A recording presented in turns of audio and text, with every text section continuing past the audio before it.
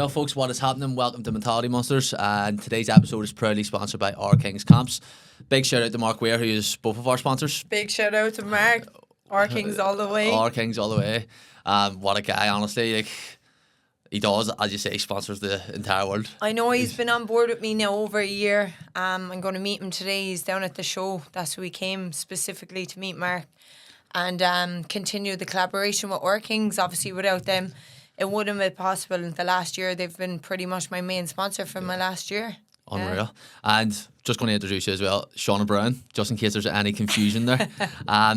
So Shauna, if we can just start off at the very start of your journey, what you were like as a young person growing up and the kind of environment that you grew up in as well. Yeah. So my environment wasn't great, and I know a lot of people say the same thing, but it actually wasn't, unfortunately. I grew up in a household of 4 older brothers as well that were in a lot of trouble and absolutely killed each other. Yeah. Hence why I am tougher than most women that you meet.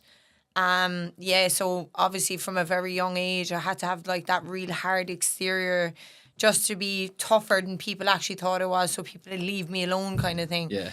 And then we kind of grew up with a name because of my brothers' names. Like when they realised who we were, they were like, oh, we need to stay away from them, so on and so forth. Yeah. It was a bit mad, if I'm being honest. I was in trouble quite a bit in school as well because I was one of those kids that brought my troubles to school. I didn't want to be causing my mother any more ag because my mother got enough off my older brothers. Yeah. So I went into school, man, and I had one of the worst chips on my shoulder, but all I needed was somebody to just tell me it's going to be okay and that I can be looked after. I just needed someone to talk to, I think. But I was looked at as a bad egg, just put it that way. I got told by teachers my whole school years that I'd never amount to nothing, the whole lot. I ended up dropping out of school after my junior cert at 16. I went straight into work and, from the age of 16 then, as we all do, we end up with different people. We end up exploring different avenues and I ended up drinking and stuff with a lot of people. I started boxing also at the age of 14, which was also brilliant because I could put a lot of my energy into that. Yeah. And I think my coach said to me, shout out to Martin Fennessy, he's my saving grace, to be honest. He turned around, I'd say I was only in the club about 3 months, and he was like, all the adults that knew me, they were like, you're after saving this girl's life. Like, really? I did a complete 180 as a person. I completely changed it. Disciplined me in more ways than you can ever imagine. I ended up absolutely becoming obsessed with it. Like, obsessed. I played football, hurling, I danced. I did everything and I was good at everything. But boxing was literally, I think, as people say, like, you find what you're best at. And boxing was literally what I was best at. I ended up realising that I think I was put on this earth to do what I was doing. I started boxing when I was 14, like I said. So I was in the kids group, 6 to 7. And then being me, like knowing me, I just wanted to do that bit more. Yeah. I'd lie to my coach and say I've no lift home till 8 o'clock. So I could do the kids class and the adults class. So I'd do 6 to 8, 3 nights a week instead of the 6 to 7. And I fell in love with it, but I got very good very quickly. Yeah. Within, I think, 6 weeks, 8 weeks of being in the club, I ended up getting an exhibition against Chelsea Burke. Shout out to Chelsea as well. She was 5-time Irish champion at the time. Man, she had way more experience than me. I was only in the club about a month. And I got on unbelievably. I rocked her with a hook and everything. I was only a tiny little thing. So they were like, oh, Jesus, maybe this girl is going to be really good. And was there nerves before that fit? To be honest, I was absolutely bricking it. There's no two ways about it. But I was like, come on, just let's do it. So I got told about my first fight. And it was happening the Saturday. By the Friday, the girl I was supposed to have the fight against pulled out. And I was devastated. But I was like, do whatever you can. I just want to get in the ring and get the feel of it. So they offered me Chelsea. And I was like, come on, let's do it. So I think from that point was also a good thing. I don't turn down fights. Yeah. And all through my amateur career, every single weekend without fail, I was fighting. Every single Saturday. That's why I racked up, even though I suffered injuries, unfortunately, as well in the period of time. I racked up 130 amateurs in my career. So from the age of 14 till I was 28, I didn't box for 8 years. I dislocated my knee when I was 16 in the ring. and I ended up needing full ligament reconstructive surgery. I got 2 surgeries to How did fix that it. happen? I was in the ring sparring, and because I'm a southpaw, the girl was orthodox. She hit her knee off my knee and drove my kneecap to the back of my leg. Fuck me, that must have been some. Oh, it There's was some awful. power in that. Oh my God, it was awful. And I wouldn't mind, I was boxing out my skin because I was getting ready for an under 18s that was on 3 weeks later. Oh, I was so mad. So I fell onto the floor, and I started roaring, like screaming. And my coach just turned around and he was like, "Shauna, shut up and just get up." He thought it was after rolling on my ankle. But then he realised, he was like, "Okay, your knee is at the You're back of your fucked. leg." That So doesn't look right. they rang the ambulance, and I got the gas then, lads, and I had the time of my life. Oh, lovely. It eases the pain. I actually had the time of my life. There was actually a party and a disco going on in my head all at once. I had a ball, right? Got into the back of the ambulance, took the mask off, and I was like, "Yeah, Martin, I'll see you on Wednesday. I'll just tell him to straighten out my leg and I'll be fine." And I wouldn't mind in the middle of the spar. In the middle of like lying on the ground, my kneecap at the wrong side of my knee. I was like, "Martin, just do me a favour, grab the leg and straighten it there, will ya? I'll be ready to get up and spar again." He was having none of it. Went to the hospital, I think I ended up getting like 4 or 5 shots of morphine, maybe more. Cause Had another party in your head oh there? man, I was in an awful way.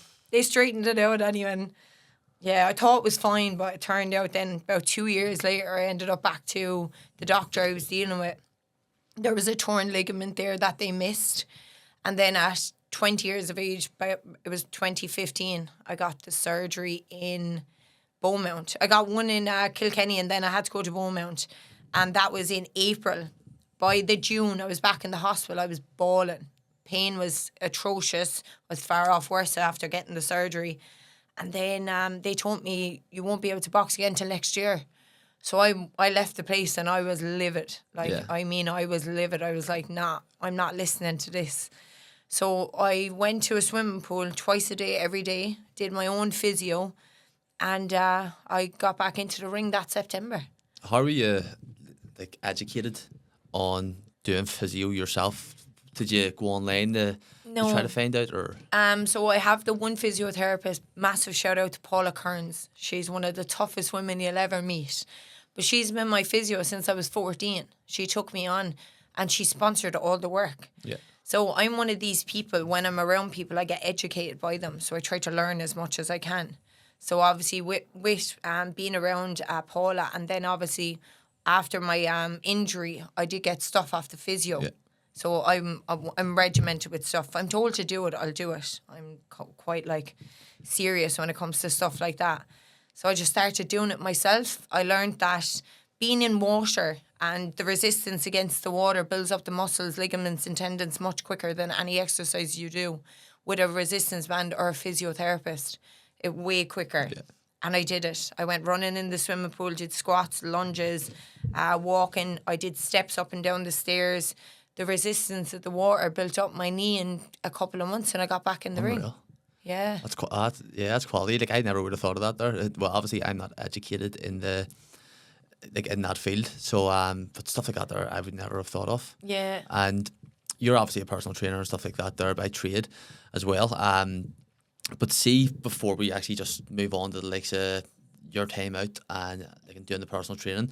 So you have 5 national titles, is that correct? Yeah. Is that at amateur level? Yeah. Yeah. Were you ever considered to go to represent Ireland, or did you ever go to represent Ireland I did. At games? And can you just talk me through that there, what it's like representing your country? Yeah, so within the first, so obviously I started boxing when I was 14, and that was the September. By that March, I was Irish champion. It was very, very quick. And quick then, race. Yeah, very quick. And then that following September, I actually got picked to represent Ireland in European Games. I went to Paris. I got beat by a Finland girl in the quarterfinal. And then the following year, won the All-Irelands again. And I got picked then to represent Ireland in the World Championships. And I ended up getting beaten the quarterfinals by the Turk, but the Turk went on to win the gold. So I had 3 national titles then. That was before the dislocation. And then I got back after the dislocation and I won the Celtic Box Cup. I won the intermediates, and then the winner of the intermediates, I went on to box my first elite championships in 2015. I beat Kaylee, a girl named Kaylee, to box Katie Taylor in the All Ireland final in 2015. And then from there, then I went to Stranja, represented Ireland in Stranja, and then Katie turned over then in 2016, and I represented Ireland in the elites in the European Championships, and I finished top 8. I got beat by the girl, a Russian girl that went on to win gold. One of the toughest fights I've ever been in my life, to be honest. The last 10 seconds of the first round, she elbowed me in the eye and split my eye clean open. The blood that was gushing down my face was next level. The doctor, my coroner, everyone wanted to stop the fight because I was being beat. Yeah. But I didn't. I was like, no way, not a hope. Straight in? We did 4 rounds. And I got beat. She came up to me after it and said I was the hardest contest out of the whole championships, and she had 5 or 6 fights to win it. She said I was the hardest opponent she was ever in with. Class.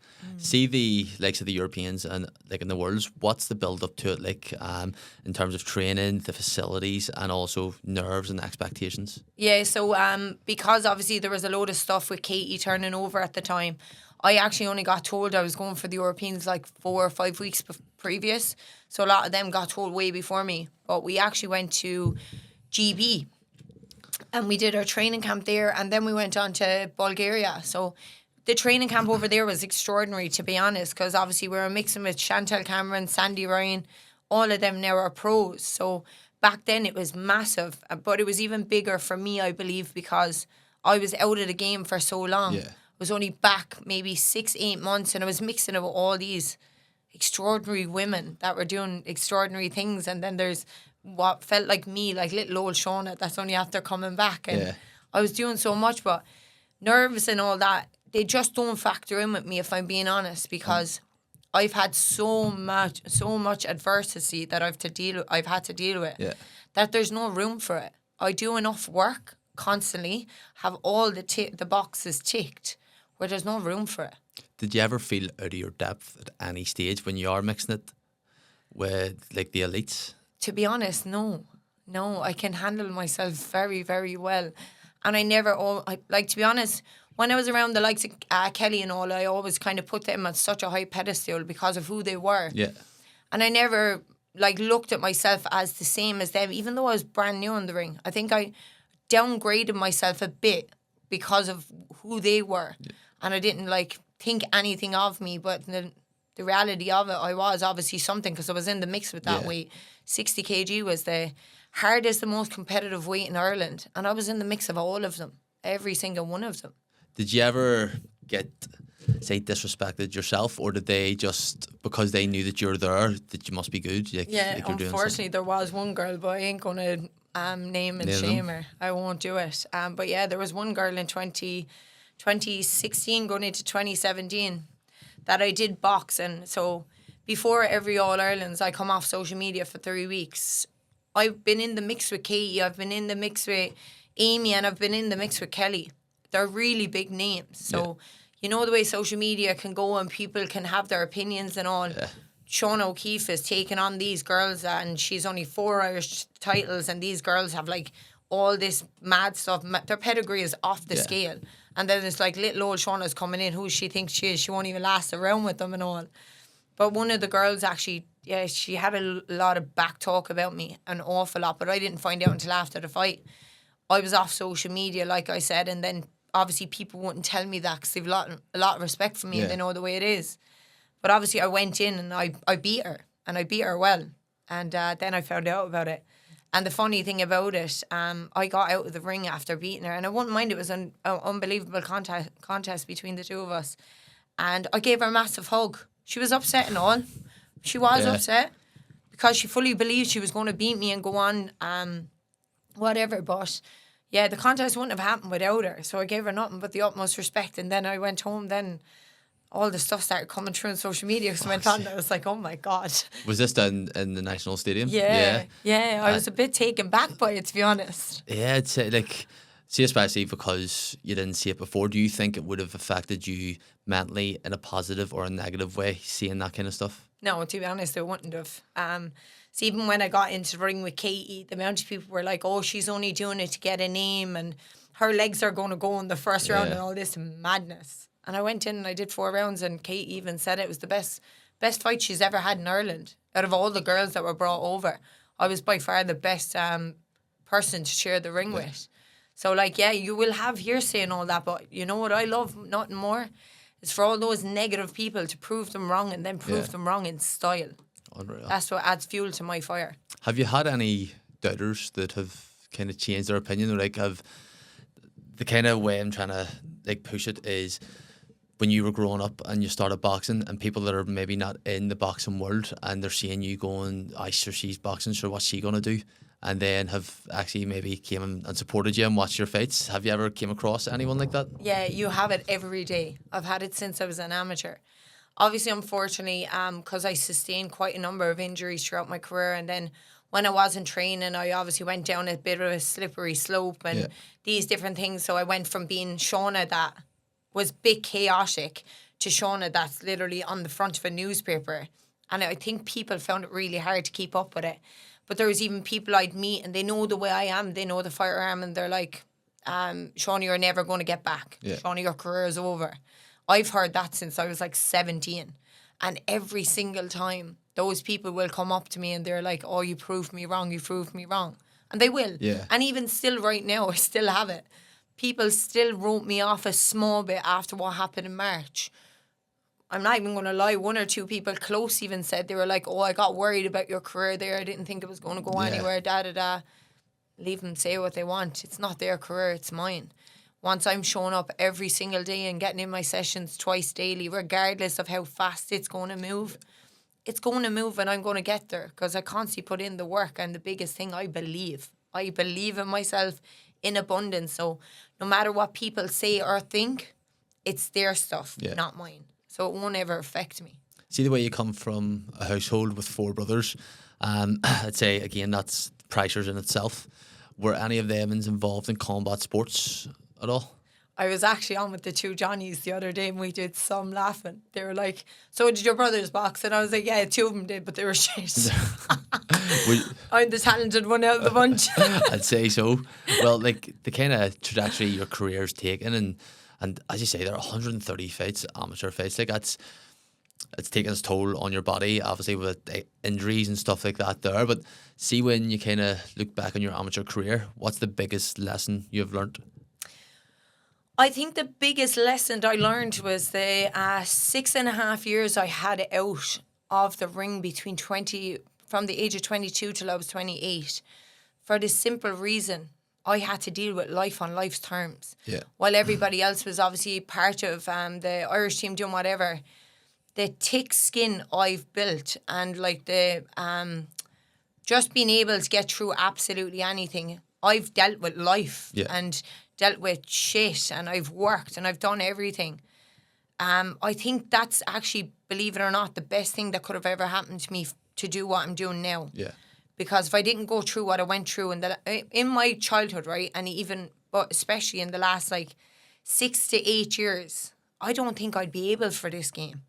And I don't even think I'd be doing it, to be honest, because there's so many of the girls that I know even that are on the Irish team that a lot of their fires kind of went out a bit because there's been a lot of politics and there's been a lot of there's a lot of bitchiness. People want to sort and all, which is, it's what you deal with.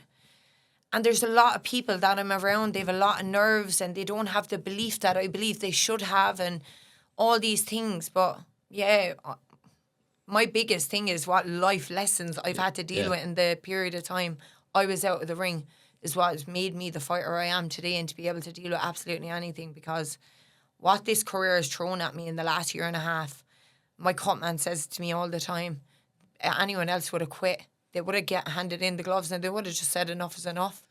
But no matter what is getting thrown at me, I just keep going through it every single time. Was there ever a chance of you going to Rio, the Olympics, 2016 Olympics? So to be very honest, Zora's heart and soul was set on me. If you go back through the papers, a lot of people's hearts were set on me.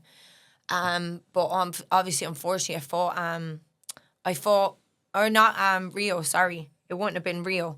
Katie Taylor was Rio, but we wanted for the 2020, the one after Katie Taylor left. Where was that there? Where was 2020? Was it Russia?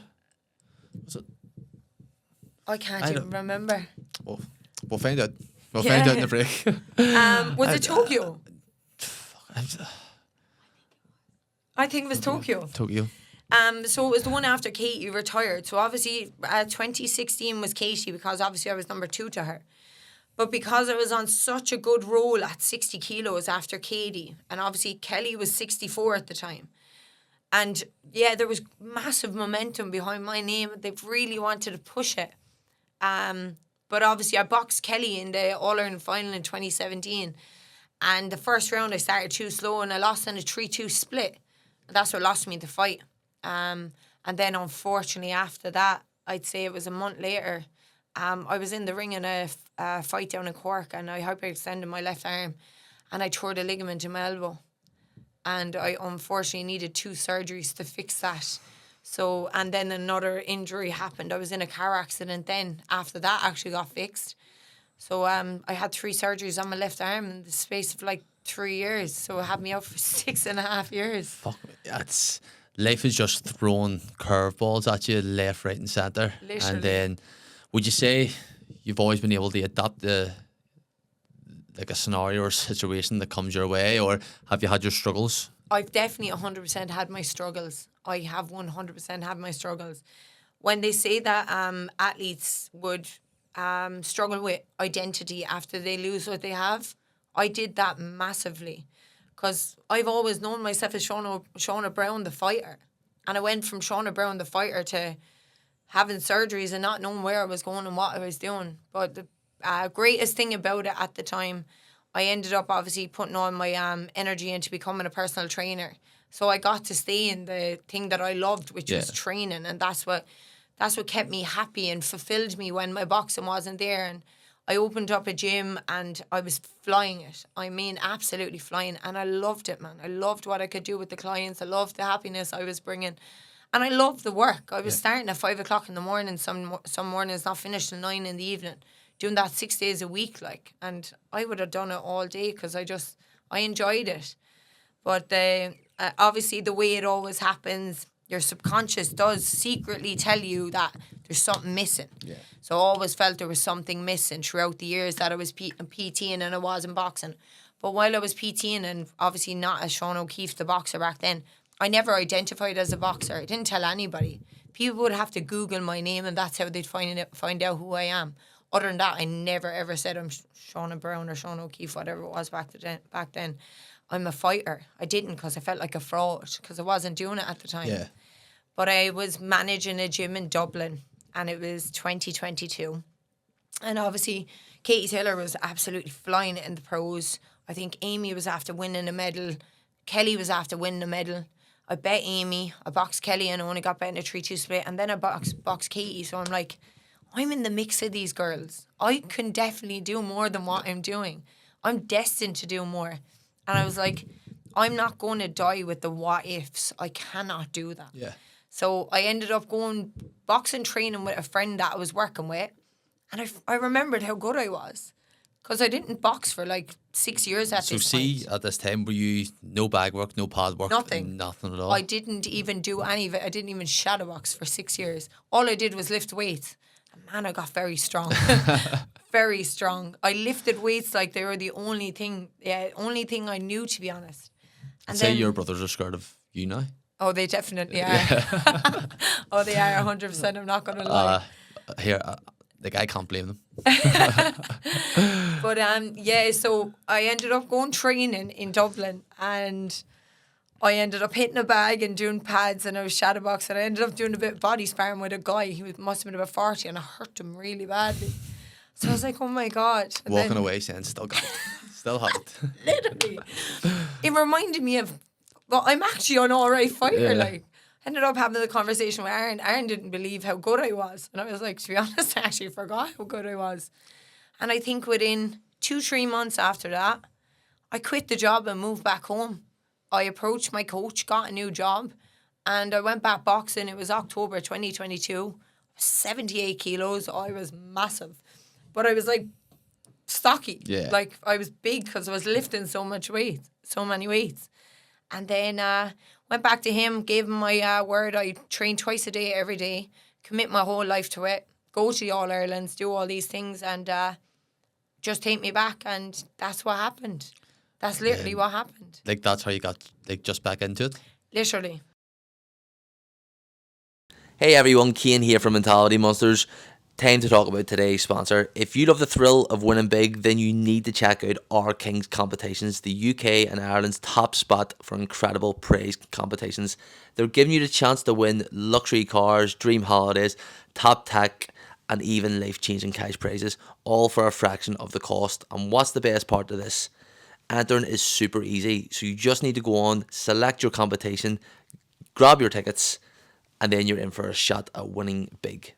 With guaranteed winners in every draw and some of the most amazing prizes out there, our Kings is the place to be if you want to turn a little into a lot. So, what are you waiting for? Head over to www.ourkingscompetitions.com now and grab your tickets, and you could be our next big winner. That's Our Kings Competitions, where dreams become reality, and enter today.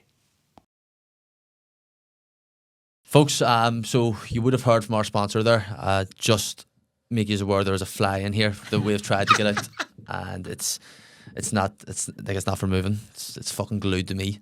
But so we'll kick back in here. You're back boxing 2022.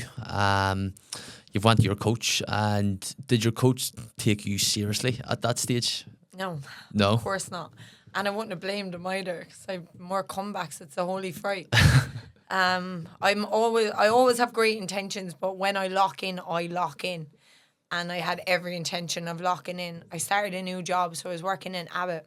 And I was doing shift work, so I was in mornings one week and evenings the other week. But I still trained twice a day, every day. And even on my breaks on the evening times, so I'd start work at 4 o'clock, I'd obviously be in the gym in the morning. Start work at 4 o'clock, and then on my lunch break, 7 to 8, I'd go to the boxing club for an hour. And then get back to work, shower, and go back on the line till after 1 o'clock. And I did that every single week on, week off. And then even my morning shifts, I'd be in the gym at 5, work 7 till 4, and then straight to the boxing club in the evenings. And I did that for 8 months. I fought in the elites. I became elite champion for the first time, third time lucky, in 2023. And then I got picked to represent Ireland in a multi-nations over in Poland. I had 2 great fights. I won gold. And then I went on 3 weeks later to box in Haringey Box Cup, and I won gold there as well. Because obviously there wasn't much left to do in the amateurs, I decided to turn over and I turned pro. And I moved to England. What was the decider in turning the pro? Did you think, right, I've reached kind of a ceiling in the amateur game? And as well, see with the amateur game, I know, because like just from speaking to the likes of Mick and Sean McComb and like and them lads, and Paddy Barnes says that they actually earn good money from the government for the amateur. Is that the same in the women's game as well, or is it? Yeah, it's the exact same, but I was in the weight category where there was Katie Taylor, and then obviously Kelly ended up being the number 1 then. Kelly was going to the Olympics anyway, so I wouldn't have even if there was a possibility, I went in and I boxed her and I beat her, I wouldn't get picked over it. No matter what happens in Ireland, it's all about what ranking and what points you've built up with the world body. So Kelly was going to the Olympics anyway. That was set in stone. So I'm like, I've nothing left to be in the amateurs for. I wasn't getting paid. There was no number 1, and that's the way it is. It's not like GB. GB have a couple of the same weight, and they're all being paid. Ireland's not the same. So I had a decision to make. Do I stay and be a sparring partner for a year and not do much, maybe get a international here or there, or do I turn over? And I made the decision to turn over, but I've wanted to be a pro. I wanted to become a pro since I was 15. It's not a thing that was just in my mind overnight. I've had a pro style my whole life. Yeah. And it's something I aspired to do, which not too many females wanted to do. And me and Katie actually only had the conversation there last year when I was over there. Because I thought more would have done it after what Katie's done. But she just turned around to me. She's like, that's your job now, Shauna. Yeah. Maybe people will start following suit. And Kelsey Leonard's fighting today. Big shout out to her. She's an amateur just after turning over. And Christina Desmond, one of my very, very good friends in the amateurs, she's turning over and she has her pro debut in October. So that's, and there's More another women girl, Murphy. She's there as well. So that's 3 more women. That is way more than what it was in the last few years. Yeah. So maybe there's change starting to happen. See, in the amateur game, now you're a pro, is there best or is there basically basism in the amateur game? Do you is there favourites? If you're not one of the select few, is it hard to actually get into the circle and Yeah, of course there is. It's the same in every club as well, unfortunately. Unfortunately it is. That's just the way it is. It's what you're dealing with, yeah. Yeah. And then you turn pro. I was having a look just through your fights last night again, just where you fought. You've fought all around the world. And then your third fight that you fought in the SSE, which will, no, not the SSE, the 3 Arena, which we'll touch on soon. But see, just in terms of turning pro, because you've had that there pro mindset there since you were younger and you were always wanting, was there much of a difference in adapting yourself going from like amateur to pro? Yeah, massive. The work is a million times like bigger and harder. And then like you're not training in a group as much. You're more or less on your own. They say it's a lonely sport, and it actually is a very lonely sport. And there's a lot more to it. Like so I've a nutritionist, I've a S&C coach. I have my marketing woman, which is Ryan Marketing Solutions. Big shout out to Catherine Ryan, my bestie there. Then I have manager. I have my coach. I have a mindfulness coach, Martha. There's so much more to it. Then you have to organise yourself. You have to organise your kits. You have to get your hair done. You have to get your boots. The list goes on. It's so much harder and there's so much more to it. It's not as easy as just turning up to training and going, taking a headgear and a pair of gloves and getting in the ring. Nowhere near it.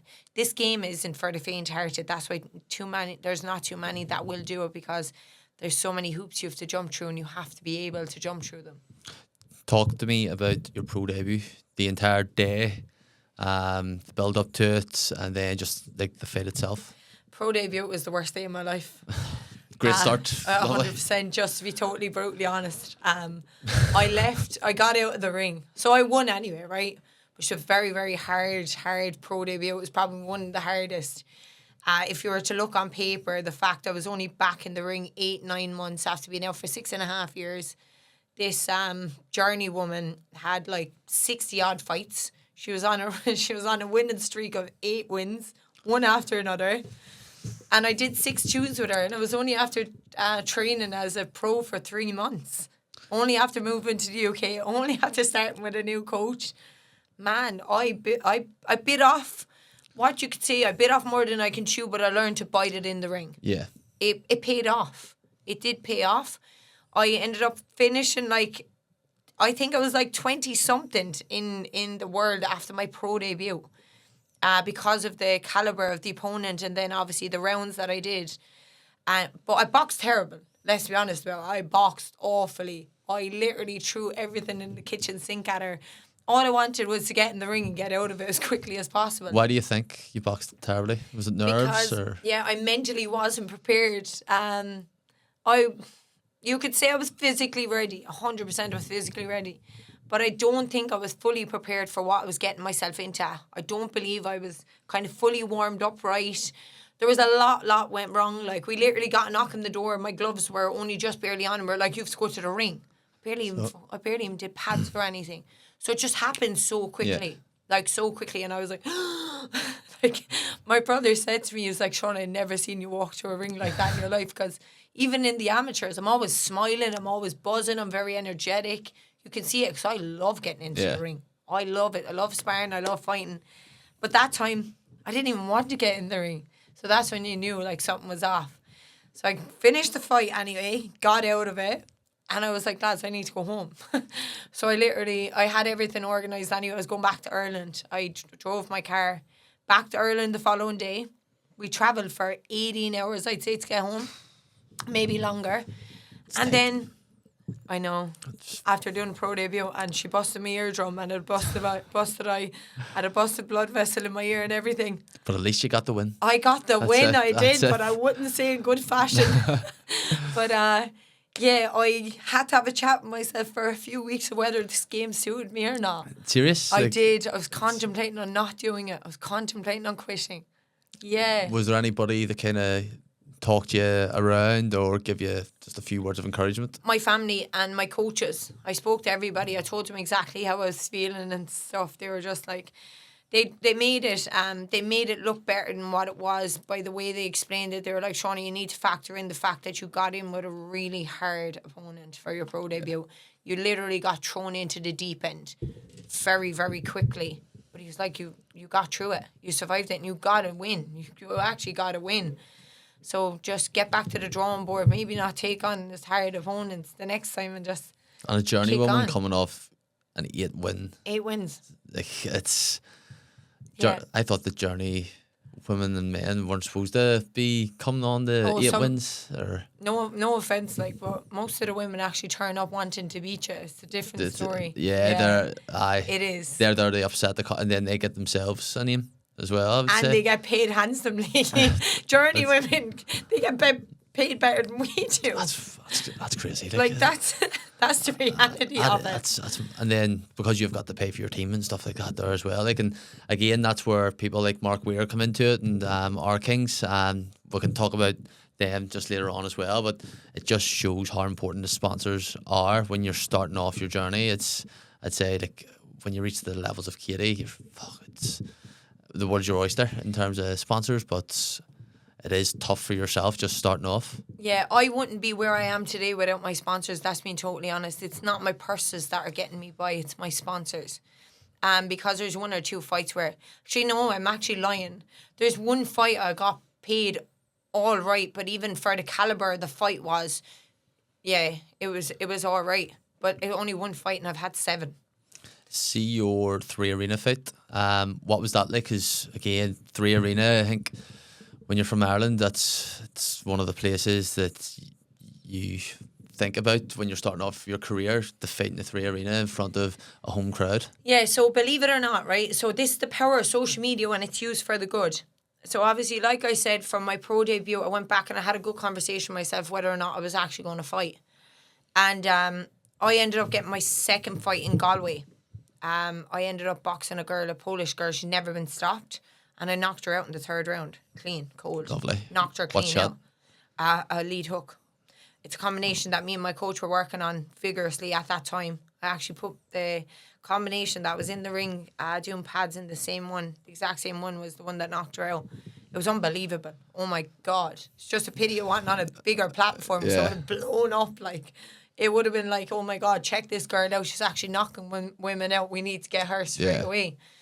But because of that, Tom Loeffler seen me. And he's he's like part of 360 Promotions. He's the one who had the show on in the 3 Arena with Callum Walsh.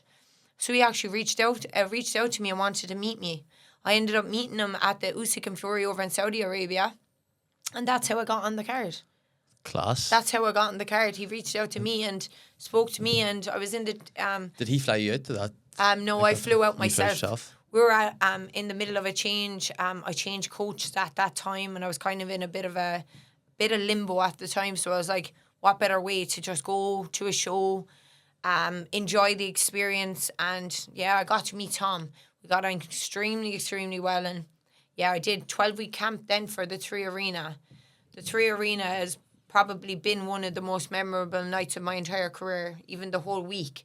UFC Fight Pass are unbelievable to work with. They're one of the best teams I've worked with for professionalism, and then the marketing and everything that they did all in the build up in the week was just unbelievable.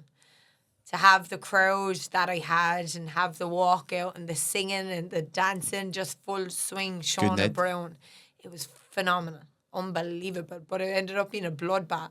And so many more tuned into it because I got messages from all over the world, New Zealand, the whole lot.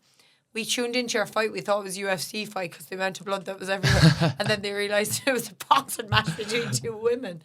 But they got locked in. That's class. Like, people want to see that. That is just the reality of boxing and combat sports. People want to see blood oozing, just want to see the nitty gritty stuff. And you're an entertainer as well. You're a boxer, but an entertainer, and at least the fly is bothering you now. Yeah, yeah, yeah.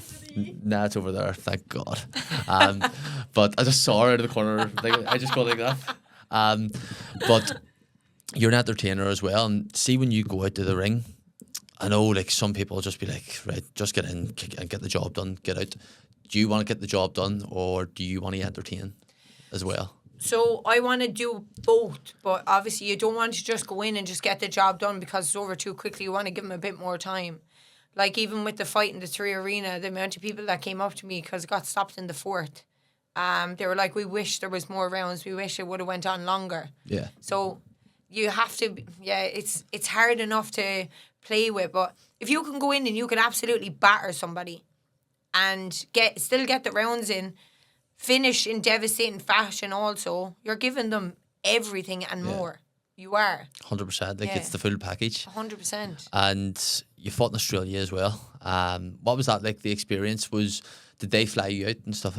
Yeah, so I got wind of the show, like, I got wind of it in maybe November, I'd say. November, December. The opponent got locked in like 3 weeks before. And obviously it's her home turf, which I didn't really think about, to be honest. I don't really think into anything. All I care about is the date and having the slot. Yeah. That's all I think about. I don't really think about anything else. Don't really care who they are either. I just get on with it. And it was her back garden. Before I went out there, I didn't realise Australia is one of the hardest places to get a decision. And why is that? They just rob you blind. Yeah, even if you go in and batter the other person can be likely to get the decision, unfortunately. Connor Wallace was over there and he apparently battered the guy he was in with, and I think it was in Sydney. And he got beat. They gave it to the other guy. Like, it sounds like the Sean McComb one, where Sean McComb absolutely bad, and then see the fighters like you fought, were they Australian? Yes, it was her back garden. See, it was her back garden. And back's against the wall already. Yeah, but I didn't think about that. I was just like, just give me the fight. And then she was ranked number 4 in the WBA also. So she had a world ranking in the governing body. She was 6-0, I was 5-0. So 6-0 and I was 4-0 maybe. Whichever, anyway. 4-0. So I was... You keep her right. I was taking a massive risk, like huge. I spoke to someone there a few weeks ago and they were like, Shauna, you know, a lot of people had you written off. A lot of people believed you were going to get hammered. Yeah, I had it against me again. That's good that you're kind of proving your doubters wrong. Yeah. So I went in and same night I had to throw everything in the kitchen sink because I did know I had to do everything in my power to make sure I got the decision, right? So if you watch back the fight, I think you'd be lucky to give her 1 round. Very lucky, right? And that's being generous. Only for I knocked her down with a lead hook in the 7th. I wouldn't have won the fight. Because even though I won nearly every round, I only won it on a 3-2 split decision. Yeah. Yeah. But the biggest thing I took from it, don't care about the scorecard, I got a win in somebody's back garden that nobody ever gets. I'm probably the only one of very few fighters that go to an away corner and get the decision. Yeah, so it just shows the kind of character and stuff, and the kind of way that you have to hold yourself. And probably the biggest test of a character is how you handle a defeat. And you had your first defeat of your pro career, and just kind of the build up to that, because it's a massive all Irish clash, Cracker Donovan, and I remember watching the press conference and George Hughes and Rudy Farrell were going at it. I just saw you laughing and I was just like how was the fight week, just because it's a massive card as well, and I think it was called Point of Pride, so it was just all the Limerick ones were up, all the Belfast ones, and it was just like I was there sober as a judge too as well, so I saw all the madness and just going, what is going on? I know. But just talk me through the build up of that week and kind of the press conferences, the media, kind of expectations for you, fighting as well. Yeah, so the build up in the week was great. But for people that know me, I was present, but I wasn't present. I wasn't my usual, like, out there, outgoing self. I wasn't overly confident, which you'd see, which I'm always confident everywhere I go. Boxes weren't ticked for this one at all. None. Was that, would you say that's for yourself? You not ticking boxes, or your coaching staff, do you think? Or just I'm a not mixture? even going to point fingers, to be Yeah. honest. I just don't like doing it. 100%. Just put it this way, preparation wasn't correct at all. There was a lot that went wrong. Realistically, long and short of it, I shouldn't have been in the ring. Mentally, I wasn't there at all. And I've said it a few times, I had a dream 3 weeks before that I got knocked out. It was more like, I'd say, a premonition, to be honest. Yeah. I knew everything was against me getting into the fight, but I still took it. When you get dangled a carrot like I did, it was a huge show, massive platform. It's Eddie Hearn, it's Matchroom. You're not going to turn it down. Yeah. It was a very risky move for me because I wasn't prepared. Everyone knows when Shauna Browne is prepared and Shauna is her full self, everybody's in trouble getting in the ring with me. I don't care what anybody says. Yeah. I can hold my own with absolutely anybody. I'm an absolute nightmare to be in the ring with. I am.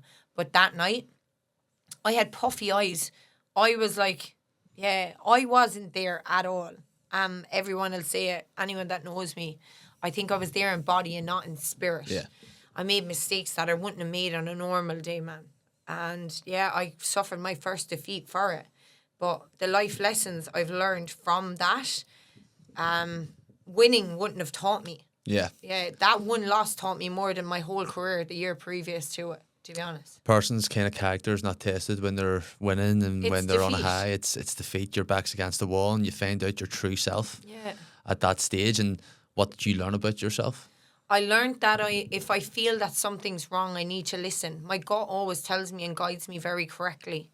And stop being like, yeah, I can do everything. Because I went around just, I'll be fine. I was on a massive, massive roll and I just wanted the train to keep going. I knew I wasn't all right for the fight, but I still took it. I should have put my well-being and my care first over everything and everybody else, and I didn't. So I learned to listen to myself. There's things around me in my life that needed to change, and signals were there, and I ignored them. So if God sends you signals and you don't listen, he will stop you in your tracks in the worst way possible. And that's what happened to me in that fight night. And you're back to winning ways now. Yeah. And what was that like? Was there any doubts going actually into the fight again? Just going to yourself, like, am I good enough? Like, is this again like what you had after your first fight where you were doubting yourself? Or did you come back with, I'm going to right this wrong? Yeah, so when I got out of the ring after I got bet, right, even after the knockout, the first thing I did is ran to the dressing room, went on the phone to my manager and told him to get me a new date immediately. The minute the ban was lifted, I want to get back in that ring. I've never been more sure in my entire life than after that defeat how much I am made for this game and how much I know I'm going to be a world champion. Because of how I did, I handled myself extremely well, better than most. Yeah. I took it on the chin. I didn't give out. I didn't do anything. I went back to the dressing room. I didn't point any fingers. I didn't blame anybody. I've never blamed anybody. I needed to take a long, hard look at myself. There's a lot of things I should have changed and I never did. I just got on with it. But no, my biggest thing was just get back into camp and get my next date, right the wrong. And even getting that fight, if you knew the crap I had to deal with for the 10 days to 2 weeks before that fight, between trying to get opponents, the cost of the opponent, the fact I actually made no money last Saturday getting in the ring. It cost me more money than I made. But they're the sacrifices I will continue to make for me to make it to where I want to go. So no, there was no nerves. There was excitement. I was more nervous about me and my coach working. I just wanted to make sure I did what he wanted me to do, and I impressed to show that we are going to work. That there was more pressure there than actually the opponent in front of me, if I'm being honest. Because I'm learning a whole new blueprint, a whole new way of boxing, a whole new way of fighting. I'm tidying myself up, and for everyone that knows me and knows boxing, technically it was a punch perfect performance. I barely got caught with a shot. I really enjoyed the 6 rounds, and it was so, so good to get back to winning ways. But like that again, people are like, oh, you must be on a high, so on and so forth. And I'm like, no, all I want is my next date. Yeah. All I want is my next date. I'll be on a high and I'll enjoy what I've done when I do exactly what I set out to do. And that's unify and get unification at a couple of weight divisions. Just, yeah, do the extraordinary. Once I do that, then, man, I'll shout it from the rooftop.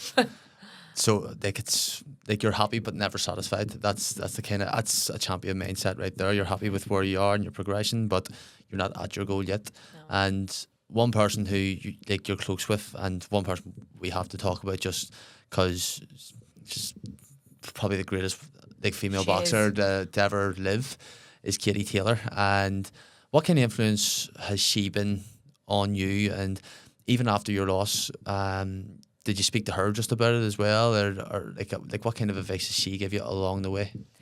So she's been my idol since I was 14.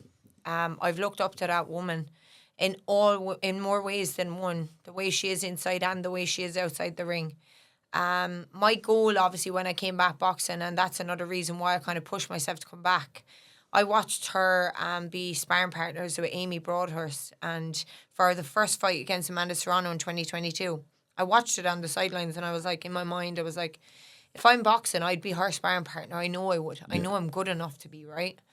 So then that was one of my first goals with turning over. I'm going to become a sparring partner of Katie Taylor's. And I did for 2 of her biggest fights of her entire career. I built such a great relationship with her. It's unbelievable. And massive shout out to her coach, Ross. The relationship the two of them have it's just incredible. And they're such great people. The two of them messaged me. They message back and forth. I have a great relationship with both of them. But even after the defeat, they were one of the first to message me straight after it.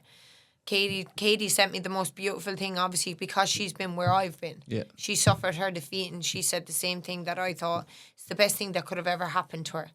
100%. And I would say the exact same thing. There was no negatives to that defeat. Yeah. There was only positives, if I'm being very honest. So yeah, she was able to talk to me about that, and we had good conversations there a few weeks ago when I was over, and I was telling her different things, and we were on the phone. We had a conversation again on Sunday. We were on the phone for about 20 minutes, man. For me to have that, and to have somebody like Katie Taylor where I can confide in and I can get advice off, because who else would you want to be getting advice off in this game? Yeah. Really. No offence, not very many at all. Yeah. She's pure. She's a pure good soul. She's a pure amazing soul. And she wants nothing but the best for people. She doesn't want anything in return. Yeah, and she just wants to see me make it. She wants to see me succeed. Told her about all the stuff that went on in the last week, and she said, she literally just turned around and she was like, that's why you're going to make it, Shauna. That's why you're going to be a world champion. And what you give out, you get back in abundance. Yeah. And that's the reality of it. And I'll keep doing it. The speech she gave to that team about will, and it's something even Catherine will know. I've been saying it since I turned over. I'm willing to do absolutely anything in my power to make it. And I will. And it is will that's going to get you through it. You can be the most talented person in the world, but if you have someone in front of you that is willing to go through the trenches and bite down like I am, we're always the ones that make it. We will. So, Shauna, what is next for Shauna Browne? So I've been on literally every interview for the last week trying to make as much noise behind my name. I want the rematch of the Crocker and Donovan. I want a slot on it more than anything. It's redemption. I need to right the wrong. I need to show everybody that was there, that paid really good money to come and see me, that it was a bad night. And it's history making. 2 Irish people fighting for a world title. It's a card I can't miss, man. I really can't miss. So I want to make as much noise behind my name. 100%. So I'm like, Eddie, come on. 18,000 outdoor. It's going to be unbelievable. It's going to be unreal. Got my tickets there. Well, I put my order in from Tyrone, Lake Tyrone McKenna. So brilliant. Got my tickets sorted. I was thinking about trying to get a media pass. I asked Jamie Conlon about just trying to sort me out for the media pass, but I'm going with my partner, so I don't really think I can bring her backstage and just Here, you just walking sit there about. and just go have a couple of chats there. But see, just like I want to go in as well, just because you are going to be a world champion. That's the goal. That's the mindset of a world champion. You're going to reach that. How long do you think it's going to be in a time frame? Have you give yourself goals or certain goals? What, like in a year I'll be on a 5-win streak here, and then I'm going just raising the ranks. I've set my goal since 2023 to be world champion by 2026. 2026. And there's no reason why it can't happen. I really do believe it. See as well. Well, obviously Katie and Eddie are very close. Do you think she could throw in a word for you to try to get you on, or is that something? You never know. You never know. You never know. Operation understood that there. If there's ever been a message for Katie Taylor, that's it there. She understands the assignment. So I'm just going to go in here to just a few quick fire questions. So I think I'm going to know the answer to this anyway, but who's your best sparring partner? Katie Taylor. Katie Taylor. It's no, excluding Katie Taylor. Well, Kayla Allen. She's from GB. She's over in the UK. She's in Leo's gym. Big shout out to her. She's the second best I've been in with for the last year. Your post weigh-in meal? Chicken arrabbiata. Oh man. Where from? Do you have a specific place to get it from? Or? Wherever the best Italian is near. Lovely. I was expecting Nando's. Everybody says Nando's. No, chicken arrabbiata. Chicken arrabbiata or pineapple pizza. Excuse me, don't sue me for pineapple, lads. I don't care. It's my favourite thing in the world. I really don't care. It's a monstrosity. It's just mushrooms as well on pizza. I just can't deal with them. Like it's just not a thing. See, I had a very bad experience with mushrooms one time. It was just not magic like mushrooms, just normal mushrooms. But I was eating a chicken curry in the dark. It was just like TV on, and I thought I was eating bits of chicken. And then I turned the light on, and I was just eating mushrooms, and it's completely turned me off now. Who or what is your favourite match you've been involved in? My favourite can be. I want one from your amateur career, and I also want one from your pro career. I think my favourite one from the amateur, of course, would be Katie.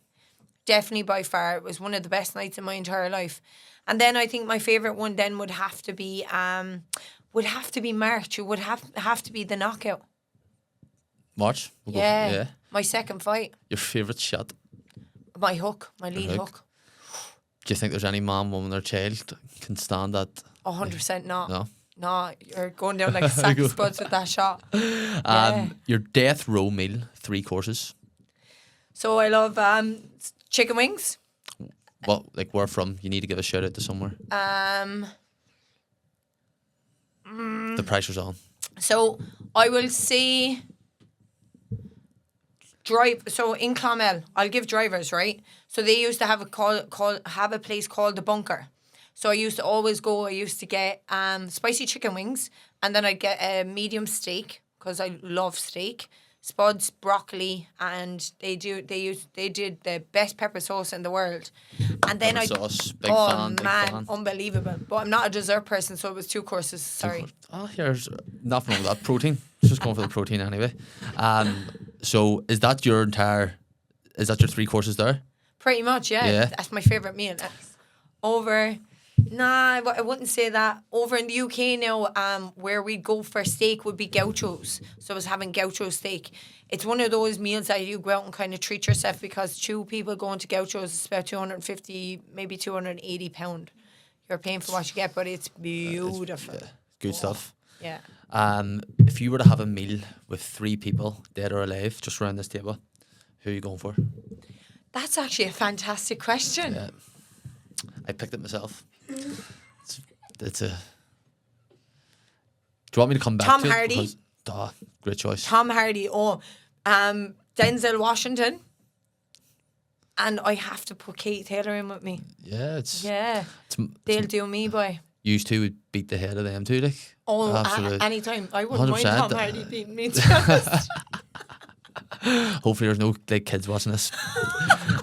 Your favourite movie? Man on Fire. Man of Denzel? Yeah. Denzel. It is. Your favourite series? There's a lot out there. Favorite series? You can tell like a lot about a person about their movies and their series. What is the favorite series I would have watched? So the only one I actually really enjoyed when I actually sat down and watched series, because it doesn't happen very often, for the simple reason, I get addicted to TV and I find it hard to turn it off. And if I'm not in bed asleep by 9 o'clock, there's trouble the following day. So a few years ago, I watched the whole lot of Breaking Bad. That's one thing that I've never watched. I've watched Prison Break and stuff like that. No, I like Breaking Bad, man. I'm Breaking Bad. Yeah. Creed or Rocky? Rocky.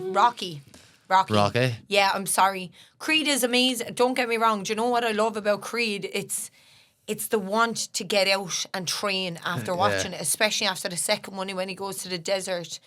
That style of training, oh my God, that has me written all over it. But you can't beat Rocky, man. Now that we've narrowed it down, which Rocky? The questions just get harder and harder. I would say Rocky 2. Rocky 2. Yeah. Is that Mr. T? Or is that Rocky 3? No, that's Rocky no, he 3, fights. is it? Yeah, he fights Apollo Creed again, doesn't he? Yeah. Yeah. Like Rocky 4, Ivan Drago. Big I actually only rewatched that the other day. Unbelievable. Yeah. Unreal. Well, Shauna, that's all the questions. Thank you very much for coming on. We've been waiting away to get you on the podcast, and thank you very much for coming up. Yeah, I'm delighted Absolute I made legend. the trip now, to be honest. You did. Yeah. Then Mark Weir tonight. I know. Shout out Big Mark. What a guy.